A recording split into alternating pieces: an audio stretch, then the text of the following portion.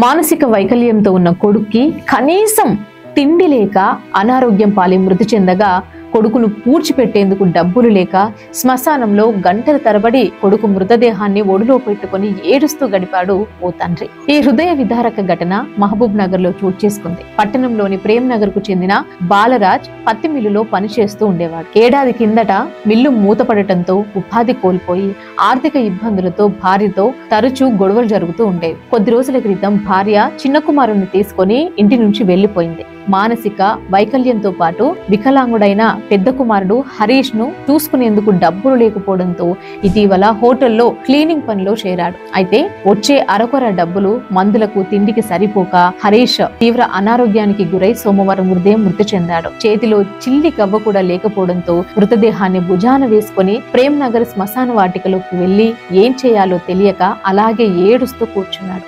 దాదాపు 5 గంటల పాటు సహాయం కోసం ఎదురు చూసిన తర్వాత చీకటి పడుతుండగా స్థానికులు గమనించి జడ్చర్లకు చెందిన సంస్థ ప్రతినిధి వాలంటీర్లతో సాయంత్రం 7 గంటలకు చేరుకొని అక్కడ గుంతె తీయించి హరీష్ మృతదేహాన్ని ఖననం చేశారు. అయితే 4 రోజులుగా ఆహారం లేక వీరిద్దరూ నీళ్లు మాత్రమే తాగుతున్నారని, ఆకలి బాధ తాళలేక కుమారుడు మరణించాడని, తనకు కామెర్లు సోకి తీవ్ర అనారోగ్యంతో ఉన్నానని చెప్పడంతో స్థానికులు కంటతడి పెట్టుకున్నారు.